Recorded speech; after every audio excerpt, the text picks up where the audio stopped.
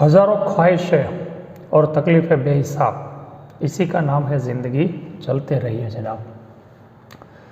जो गुलजार साहेब પોતે એ આ લખી શકતા હોય તો એનો અર્થ એવો થયો કે એમના જીવનમાં પણ પોતાને મુશ્કેલીમાંથી પસાર થવું પડ્યું હશે।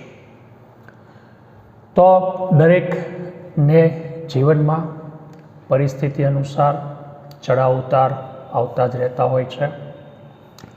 મુશ્કેલીઓનો સામનો કરી અને એમાંથી ઝડપથી બહાર કેવી રીતે નીકળવું એ જ છે એ આપણો મુખ્ય ઉદ્દેશ હોવો જોઈએ। મુશ્કેલીઓ તકલીફો આવશે જ નહીં એવું ક્યારેય બનતું નથી હોતું। તો ધોરણ 12 કોમર્સ, વાણિજ્ય વ્યવસ્થા અને સંચાલન દરેક વિદ્યાર્થી ભાઈ બહેનનું પરિવાર ઓનલાઈન એજ્યુકેશનમાં હાર્દિક સ્વાગત છે। વાલીઓને પ્રણામ અને નમસ્કાર। આપણે વાણિજ્ય વ્યવસ્થામાં 8મો પાઠ નાણાકીય સંચાલન છે એનો અભ્યાસ કરી રહ્યા હતા।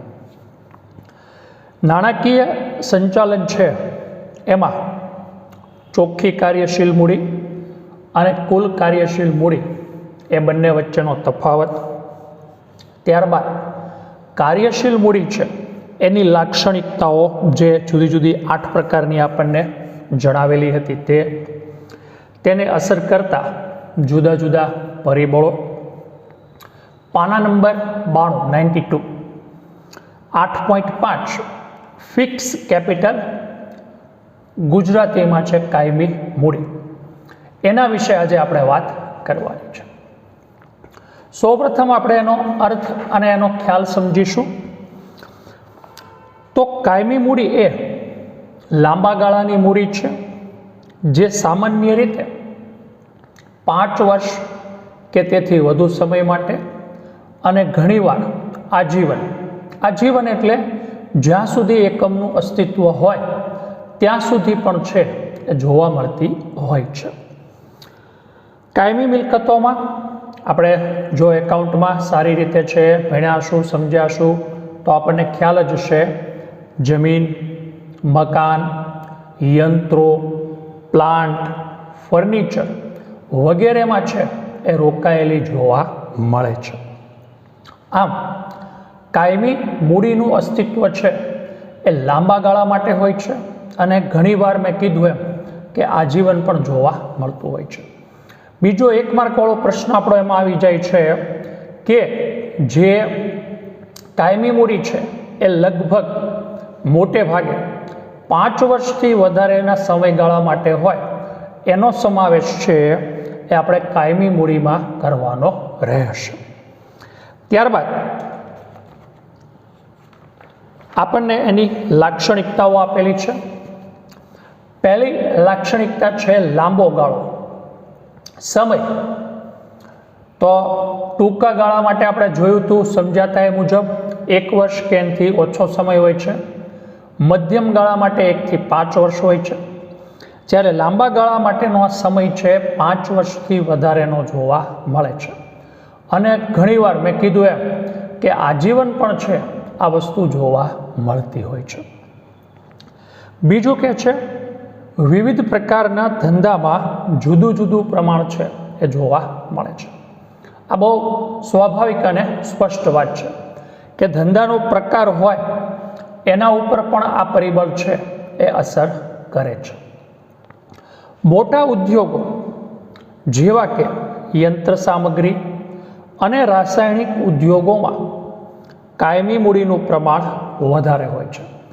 તમે જે વસ્તુનું ઉત્પાદન કરો છો એનું મૂલ્ય વધારે છે, એનો સમયગાળો વધારે છે, તો આવા સંજોગોમાં તેમાં રોકાયેલી મૂડી છે એનો સમયગાળો પણ લાંબો જોવા મળે છે, એટલે કે કાયમી મૂડીનું પ્રમાણ એમાં વધારે જોવા મળે છે। વેપારી એકમોમાં કાયમી મૂડીનું પ્રમાણ ઓછું જોવા મળે છે। આપણે બંને વાક્યોમાં અંડરલાઈન કરશું। યંત્ર સામગ્રી અને રાસાયણિક જેવા ઉદ્યોગો હોય તો વધારે, અને વેપારી એકમો હોય, ખરીદ વેચાણની પ્રક્રિયા જ કરતા હોય તો એમાં પ્રમાણ ઓછું જોવા મળે છે. તો પહેલું હતું સમયગાળો લાંબો હોય છે. બીજું છે વિવિધ પ્રકારના ધંધાઓમાં ધંધાના પ્રકાર અનુસાર એનું પ્રમાણ અલગ અલગ જુદું જુદું હોય છે. ત્રીજું છે ઘટકો. કાયમી મૂડીના ઘટકોમાં જમીન, મકાન, પ્લાન્ટ, યંત્રો, વાહનો, ફર્નિચર વગેરેનો સમાવેશ કરવામાં પણ આવે છે. પાછો આપણો 1 માર્ક વાળો પ્રશ્ન આવે છે, કાયમી મૂડીમાં કયા કયાનો સમાવેશ થાય છે અથવા તો ઘટકો જણાવો. તો ઘટક શબ્દ છે ને એ આપણા માટે નવો છે અને આપણે એના ઉપર ધ્યાન ન આપ્યું હોય તો આપણે અહીંયા આગળ છે એ વાક્ય અંડરલાઈન કરી લેશું કે કઈ મિલકતોનો સમાવેશ થાય છે. તો એમાં જમીન, મકાન, પ્લાન્ટ, યંત્રો છે, ફર્નિચર છે, સાધનો છે, એનો આમાં સમાવેશ કરવામાં આવે છે. ચોથું છે તરલતા ઓછી. આગળના લેક્ચરમાં તફાવત વખતે મેં તમને કીધેલું છે કે જેટલી ઝડપથી રોકડમાં રૂપાંતર થાય તેને તરલતા કહેવાય. હવે કાયમી મૂડી છે એનું રોકડમાં ઝડપથી રૂપાંતર થતું નથી. તમે 50 લાખનું, 75 લાખનું એક સરસ મજાનું મકાન લીધું, ઘર બનાવ્યું, તમારે 6 મહિના પછી એ વેચી દેવું છે તો બીજે દિવસે છે એ વેચાઈ જશે? તો કે ના સાહેબ, એ નહીં શક્ય બને. કારણ કે 50 લાખ જે ખર્ચતો હોય એ એવું વિચારે કે ભાઈ હું મારી ગણતરી મુજબ ઘર બનાવું, એ તમારી ગણતરી મુજબનું ઘર નહીં ખરીદે. પણ તમે 50 લાખના જો શેર લીધા હોય ને તો બીજે દિવસે વેચાઈ જશે અને તમારા ખાતામાં પૈસા આવી જશે. જે મૂલ્ય હોય, હા કદાચ ઘટ્યું હોય તો 1-2 લાખ ઓછાય મળી શકે અને વધ્યું હોય તો 1-2 લાખ વધારે પણ મળી શકે, પણ રોકડમાં રૂપાંતર થઈ જાય છે. જ્યારે આનું ઝડપથી રોકડમાં રૂપાંતર થતું નથી. કદાચ મહિના દિવસમાં બીજા નવા ગ્રાહક મળે અને 6 મહિને મળે અને વર્ષ દિવસે ન મળે. આમાં તરલતા નક્કી હોતી નથી અને પ્રમાણ ઓછું હોય છે. આ પ્રકારની મૂડી લાંબા ગાળા સુધી કાયમી મિલકતોમાં રોકાયેલી હોવાથી સરળતાથી રોકડમાં રૂપાંતર થતું નથી અને એટલે જ તરલતાનું પ્રમાણ કેવું હોય છે? ઓછું જોવા મળે છે. જોખમ પણ વધારે રહેલું છે. સમયગાળો લાંબો છે અને સમયગાળો લાંબો છે એટલે જોખમનું પ્રમાણ વધારે છે. કાયમી મૂડી કાયમી મિલકતોમાં રોકાયેલી હોય છે. આ સમય લાંબો હોવાથી તેમાં અપ્રચલિત થવાનું જોખમ રહેલું છે. વિદ્યાર્થી ભાઈઓ બહેનો, તમારા માટે ખાસ ઉપયોગી છે. શું કામ અને કયા કારણોથી? કે તમે એક 50,000 વાળો સરસ મજાનો ફોન લીધો છે. અત્યારના સમયમાં એ લેટેસ્ટ ફોન છે, પણ વર્ષ 2 વર્ષ પછી એ 50,000નો ફોન વેચવા જશું તો 10,000 આવે અને 15,000 આવે અને કદાચ ખૂબ નવી ટેકનોલોજી આવી ગઈ હોય ને તો 5,000 જ આવશે.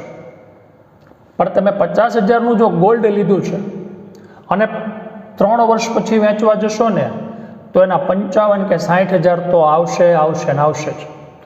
તમે 3 વર્ષ પહેર્યું હોય કે ન પહેર્યું હોય, પહેર્યું હોય તો એ તમારો નફો અને બીજા વધારાના જે 5 થી 10,000 મળે છે એ તમારો બીજો નફો. તો મિલકતોમાં અપ્રચલિતતાનું જોખમ રહેલું જોવા મળશે. તમે કાર લીધી છે, તમે ફોન લીધો છે, તમે એસી લીધું છે, આ બધી જ વસ્તુઓ આવનાર ભવિષ્યમાં કેવી થવાની છે? જૂની થઈ જવાની છે. પરિણામે એનો વપરાશ નહીવત હશે એટલે એનું મૂલ્ય ઉપજતું નથી હોતું. આ સિવાય રાજકીય, સામાજિક અને આર્થિક પરિબળોમાં થતા ફેરફારો પણ આપણા ધંધામાં કાયમી મૂડીને જોખમ છે એ વધારે ઊભું કરે છે. ત્યારબાદ છે ઘસારો. દર વર્ષે એની રકમ છે એ વધતી જતી છે એ જોવા મળે છે. આપણે એકાઉન્ટમાં ભણ્યા હતા તે કે મકાન લીધું છે 50 લાખનું, તો પહેલા વર્ષે 10% લેખે ઘસારો એટલે 5 લાખ રૂપિયા થયો, તો બીજા વર્ષે એનું મૂલ્ય 45 લાખ, ત્રીજા વર્ષે 40 લાખ. આ સતત ઘટતું જતું જોવા મળે છે. કાયમી મૂડી જેમાં રોકાયેલી છે તેવી કાયમી મિલકતો ઉપર ઘસારો ગણાય છે. તેથી કાયમી મૂડીની ચોપડે કિંમત સતત કેવી રહે છે? ઘટતી જતી જોવા મળતી હોય છે. ત્યારબાદ છે પ્રાપ્તિ સ્થાનો. એમાં સ્થાપકો પોતે નાણાં ભેગા કરે, પૂરા પાડે, માલિકો દ્વારા એટલે શેર હોલ્ડરો, વિવિધ પ્રકારની જામીનગીરીઓ, એમાં પ્રેફરન્સ શેર, ડિબેન્ચર, નાણાકીય સંસ્થાઓ અને પુનઃરોકાણ દ્વારા છે એ આવી કાયમી મૂડી મેળવી શકાય છે. પણ આપણો એક માર્કવાળો પ્રશ્ન કે કાયમી મૂડીના છે પ્રાપ્તિ સ્થાનો જણાવો, તો આ એના શું છે? પ્રાપ્તિ સ્થાનો ગણવામાં આવે છે. તો વિદ્યાર્થી ભાઈઓ બહેનો, આ એની લાક્ષણિકતા હતી અને એ લાક્ષણિકતાઓ અહીં આગળ પૂરી થાય છે. ત્યારબાદ એને અસર કરતા પરિબળોની આપણે વાત કરવાની છે. તો એમાં પહેલું પરિબળ છે ધંધાનો પ્રકાર અને સ્વરૂપ. આ લક્ષણોમાં આપણે ભણી ગયા છીએ અને સમજી ગયા છીએ કે ધંધાનો પ્રકાર છે એ જો નાનો હશે, સ્વરૂપ નાનું હશે, તો મૂડીની પ્રમાણ છે, માત્રા છે, ઓછી રહેશે. પણ એનું સ્વરૂપ જો છે એ વિશાળ હશે, તો કાયમી મૂડીનું પ્રમાણ પણ કેવું હશે? વધારે જોવા મળે છે. ઔદ્યોગિક પ્રવૃત્તિ કરતા એકમો જેવા કે વહાણવટ, લોખંડ, સ્ટીલ, ખનિજ વગેરેને વિશાળ પ્રમાણમાં મૂડીની જરૂરિયાત રહે છે. જ્યારે સેવા પૂરી પાડતા બેંક, વીમો, વખાર એને કાયમી મૂડીની જરૂર તો રહે જ છે, પણ પ્રમાણ કેવું હોય છે? ઓછું જોવા મળે છે. તો તમારો ઉદ્યોગ ધંધા કેવા છે એના ઉપર કાયમી મૂડીનો આધાર રહેતો જોવા મળે છે. જો ઉદ્યોગ કે ધંધા એનું પ્રકાર અને સ્વરૂપ વિશાળ હશે તો મૂડી પણ વધારે જોશે. જો આ વસ્તુ ઓછી હશે તો અહીંયા આગળ કાયમી મૂડીનું પ્રમાણ પણ ઓછું રહેતું જોવા મળે છે. બીજું કહે છે એકમનું કદ. નાના કદના એકમોને મોટા કદના ઔદ્યોગિક એકમો કરતાં પ્રમાણમાં ઓછી કાયમી મૂડીની શું રહે છે? જરૂરિયાત રહે છે. ગૃહ ઉદ્યોગોને ખાંડ ઉદ્યોગ કે સુતરાઉ કાપડ ઉદ્યોગ કરતાં એ ઓછી કાયમી મૂડીની જરૂરિયાત રહે છે. આ બહુ સ્વાભાવિક છે કે તમારો લઘુ ઉદ્યોગ છે તો મોટા પાયાના ઉદ્યોગો જેટલી તમારે મૂડીનું રોકાણ કરવું પડતું નથી. જ્યારે તમારો ઉદ્યોગ છે વિશાળ છે, એનું પ્રમાણ મોટું છે, તો તમારે કાયમી મૂડીની જરૂરિયાત પણ કેવી રહેશે? વધારે રહેશે. આગળ કહે છે જ્યારે વાહનોનું ઉત્પાદન કરતા એકમોનું કદ પણ મોટું હોય છે તો એમને કાયમી મૂડીની જરૂરિયાત પણ કેવી રહે છે? વધારે રહેતી જોવા મળે છે. તો પહેલું પ્રકાર અને સ્વરૂપ, બીજું છે કદ, ત્રીજું છે માલિકી અથવા ભાડાપટ્ટાનો ઉપયોગ. જો તમે આવી મિલકતમાં રોકાણ કરવા ન ઈચ્છતા હો તો તમે છે આ ભાડાપટ્ટાનો ઉપયોગ છે કરી શકો છો. જમીન, મકાન, યંત્રો વગેરે જેવી કાયમી મિલકતો ખરીદવા કરતાં ભાડે પટ્ટેથી મેળવવામાં આવે તો એટલા અંશે કાયમી મૂડીનું પ્રમાણ ઘટે છે. આ સ્વાભાવિક છે. જેને તમે લીઝ કહો છો ને અંગ્રેજીમાં, તે કે ભાઈ તમે 10 વર્ષ, 15 વર્ષ કે 20 વર્ષનો કરાર કર્યો હોય, એ કરાર મુજબ છે એ તમારે છે એને ભાડું દર મહિને ચૂકવવાનું રહે છે. તો તમે 2 કરોડ છે એનું મકાન ખરીદો, એના કરતાં છે એ મહિને 2 લાખ રૂપિયા લેખે આપણે ભાડે રાખ્યું હોય તો ભલે 24 લાખ કે 25 લાખ ભાડું ચૂકવવું પડે, પણ આપણને ખબર પડે કે આપણને ધંધામાં કેટલો ફાયદો થાય એમ છે. તો 2, 3, 4 વર્ષ આપણે પહેલાં આવી રીતે ચલાવી લઈએ અને પછી આપણને એવું લાગે ત્યારે આપણે રોકાણ કરી શકાય છે. તો કાયમી મૂડીનો આ વિકલ્પ આપણે સ્વીકારી શકીએ છીએ આપણા ધંધાની અનુકૂળતા મુજબ. આગળ કહે છે સંશોધન ખર્ચ. દરેક એકમે વર્તમાન સમયમાં આ કરવો પડે છે. હું બહુ ઘણી બધી વખત આ ઉદાહરણ આપી ચૂક્યો છું કે ટાટા કંપનીએ એની નેનો કાર બજારમાં મૂકી તો આપણને એવું થાય, આપણને એટલે દરેક વિદ્યાર્થી ભાઈ બહેનને કે સાહેબ હવે એણે નેનો કાર મૂકી શું ઉપકાર કર્યો આપણા ઉપર? જે કાર છે એનું સ્વરૂપ એણે શું કરી નાખ્યું? નાનું કરી નાખ્યું. ના, એવું નથી. એની પાછળ 250 કરતાં વધારે એન્જિનિયરોની લગભગ 3 વર્ષ કરતાં વધારેની શું છે? મહેનત છે. હવે 250 એન્જિનિયરનો 3 વર્ષનો પગાર, બીજો ખર્ચો તમે ગણો, અને ત્યારે એ કાર બજારમાં શું થઈ? ઉપલબ્ધ થઈ. જ્યારે કોઈ નવી વસ્તુ બજારમાં આવે છે ત્યારે એની પાછળ એના એન્જિનિયરો, એના જે કાર્ય કરનાર વ્યક્તિઓ છે એની મહેનત હોય છે. ઉદ્યોગોએ એની પાછળ ખર્ચ કર્યો હોય છે. 4G જીઓએ લોન્ચ કર્યું તો આપણને એમ થાય કે સાહેબ એમાં કોઈ વાંધો નહીં, એણે એની રીતે લોન્ચ કરી નાખ્યું. એવું નથી હોતું. એણે એની કંપની સ્થાપી, એની પાછળ છે એના એન્જિનિયરોની મહેનત, અને ત્યારે એ આપણા સુધી શું થયું?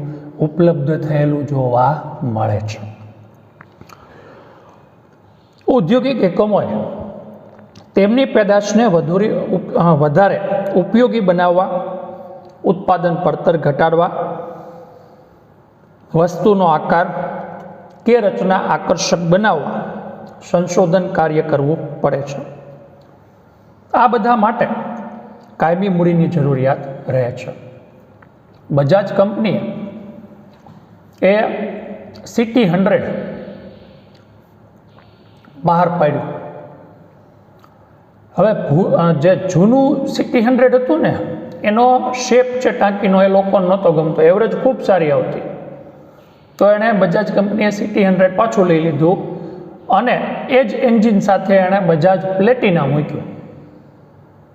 તો પ્લેટિના ગાડી છે એ લોકોને પાછી શું થઈ? ગમી. તો આ દર્શાવે છે કે આ બધી વસ્તુઓ પાછળ એકમે ખર્ચ કરવું પડે છે. અદ્યતન ટેકનોલોજી, અને આ ટેકનોલોજી પાછી નજીકના ભવિષ્યમાં કેવી થઈ જાય છે? જૂની થઈ જાય છે. સમયના પસાર થવા સાથે ટેકનોલોજી બદલાતી રહે છે. નવા સંશોધનો અને અદ્યતન ટેકનોલોજીને કારણે જૂના યંત્રો દૂર કરી નવા યંત્રો વસાવવા પડે છે. આ માટે પાછી કાયમી મૂડીની જરૂર પડે છે, અને પાછું આપણે છે એ જ પ્રક્રિયાને છે એ અનુસરવું પડતું જોવા મળતું હોય છે. ત્યાર પછી છે સરકારી મદદ અને કરવેરાની નીતિ. જો સરળ હોય તો આપણા માટે ફાયદાકારક છે. જો મુશ્કેલવાળી હોય તો પાછું આપણે છે ઉદ્યોગ ધંધો ચલાવવામાં પણ મુશ્કેલી નડશે. ઉદ્યોગોને પ્રોત્સાહન આપવા અને જુદા જુદા પ્રાદેશિક વિસ્તારોને વિકાસને સંતુલિત કરવા માટે સરકાર ઉદ્યોગોને ગ્રાન્ટ અથવા સબસિડીની મદદ કરે છે. અમદાવાદનો વિકાસ ભરપૂર થયો છે, એની સામે દાહોદ છે તો એનો વિકાસ કેવો થયો છે? ખૂબ ઓછો થયો છે. તો તમે અમદાવાદમાં હવે ઉદ્યોગ ધંધા સ્થાપશો તો એમાં સરકારી સહાય નહીં મળે, પણ સામેના વિસ્તારમાં તમને કીધું ત્યાં આગળ જવા તમે તૈયાર છો તો ત્યાં આગળ તમને સરળતાથી છે એ સહાય મળી જાય છે. આગળ કહે છે, ઉદાહરણ તરીકે સરકાર ઔદ્યોગિક એકમને જમીન અને ઔદ્યોગિક શેડની સહાય પૂરી પાડે છે. તેટલા અંશે કાયમિક મૂડી છે એ ઉદ્યોગોએ છે એ ખર્ચવાની રહેતી નથી. સરકાર જ આ તૈયાર કરીને આપતી હોય છે. કરવેરાની નીતિ પણ કાયમી મૂડીની જરૂરિયાતોને અસર કરે છે. સરકાર યંત્રો ઉપર ઉદાર ઘસારાની નીતિ અમલમાં મૂકે તો જૂના યંત્રોના સ્થાને નવા યંત્રો છે ખરીદવાનું આકર્ષણ રહેશે, અને વધારાની કાયમિક મૂડીની જરૂરિયાત છે એ ઝડપી બનતી જોવા મળતી હોય છે.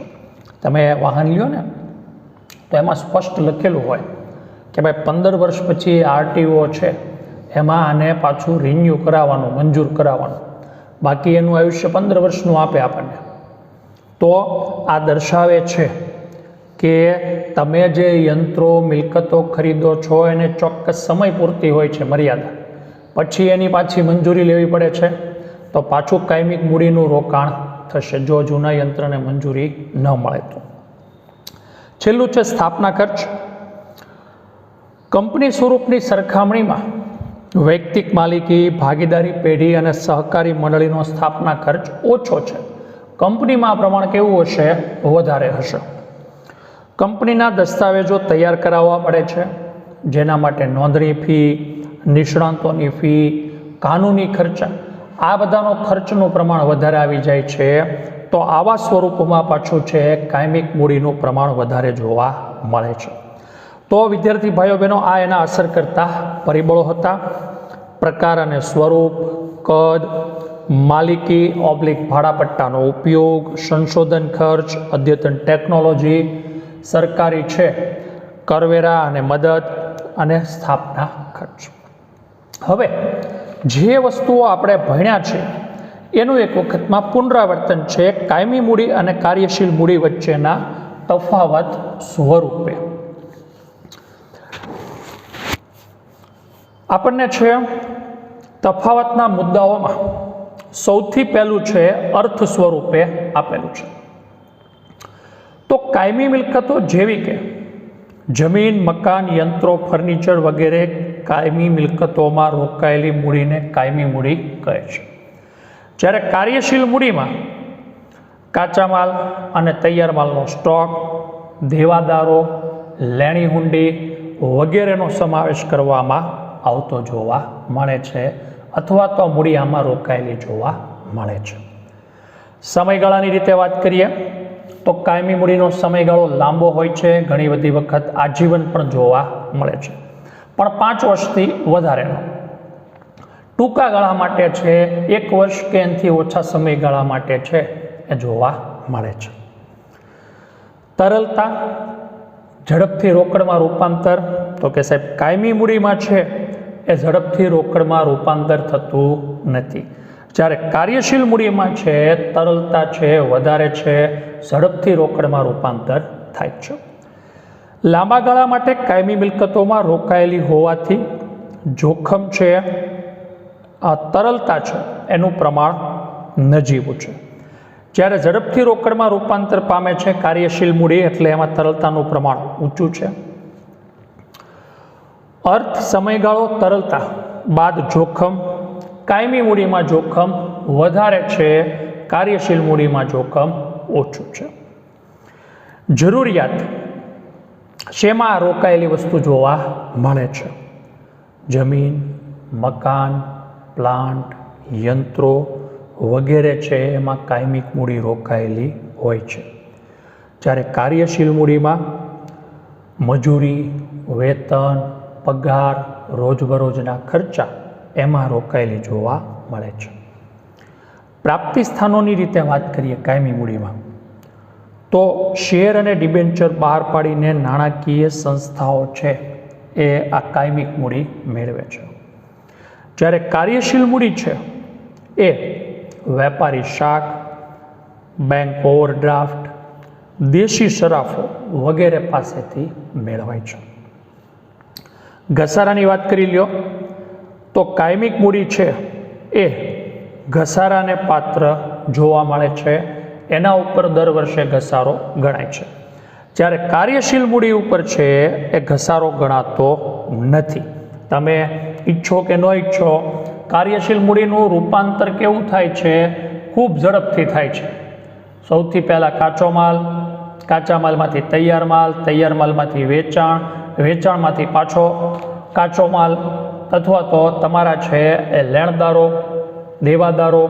તો આનું ઝડપથી છે એ સ્વરૂપ બદલાતું રહે છે. કોનું? કાર્યશીલ મૂડીનું. અને એટલા માટે છે એની કોઈ ચોક્કસ છે એ નક્કી બાબત ન હોવાથી એના ઉપર ઘસારો ગણાતો નથી. તો આ મુદ્દો પૂરો કરીએ એટલે આપણો પાઠ પણ છે મુદ્દાની સાથે છે પૂરો થતો જોવા મળશે. તો નાણાકીય સંચાલન છે અહીંયા આગળ છે એ આપણે પૂર્ણ કરીએ છીએ. 8 માર્કવાળો પાઠ છે, અગત્યનો પાઠ છે અને પ્રમાણમાં બીજા પાઠ કરતાં છે થોડોક મુશ્કેલ છે. પ્રસ્તાવના, નાણાકીય સંચાલનનો ખ્યાલ અને એની વ્યાખ્યા, એની લાક્ષણિકતાઓ, એના હેતુમાં 2 હેતુ, નફા અને સંપત્તિનો એનું મહત્ત્વ, એના નિર્ણયો, એમાં 3 નિર્ણયો, રોકાણ, ધિરાણ અને ડિવિડન્ડ સંબંધિત, મૂડી માળખું, એનો ખ્યાલ અને એની વ્યાખ્યા, એની લાક્ષણિકતાઓ, એના પ્રકારો, એને અસર કરતા પરિબળો, એમાં આંતરિક અને બાહ્ય, કાર્યશીલ મૂડી એમાં એનો અર્થ અને એની વ્યાખ્યા, એમાં એનો ખ્યાલ, કુલ કાર્યશીલ મૂડી અને ચોખ્ખી કાર્યશીલ મૂડી વચ્ચેનો તફાવત, કાર્યશીલ મૂડીની લાક્ષણિકતા અને એને અસર કરતા પરિબળો, મૂડી, એની લાક્ષણિકતા, એમાં કાયમી મૂડીની જરૂરિયાતને અસર કરતા પરિબળો અને કાયમી મૂડી અને કાર્યશીલ મૂડી વચ્ચેનો તફાવત. તો આ પાઠ છે એના મુદ્દાઓ હતા. આપણે આજના ઘરકામમાં છે લક્ષણો અને અસર કરતા પરિબળો, એના નામ છે 3 વાર, અંડરલાઇન 3 વાર અને તફાવત 1 વાર વિગતવાર રહેશે. ત્યાર પછી પાઠ પૂરો થયો છે એટલા માટે આપણે છે એ આ પ્રકરણમાં શું શીખ્યા અને સ્વાધ્યાય બંને ઘરકામમાં રહેશે. ટૂંક સમયમાં આપણે નોટબુક્સની પણ તમને જાણ કરી દઈશું. તમે ઓનલાઈન પણ મોકલી શકો છો અને ફિઝિકલી પણ છે એ પહોંચાડી શકો છો. પણ તમે બંને વિષયો BA અને SPની નોટબુક્સ છે એ વ્યવસ્થિત તૈયાર રાખજો, જેથી આપણે ટૂંક સમયમાં મગાવીએ ત્યારે તમને મુશ્કેલી ન નડે. Thank you very much. અસ્તુ.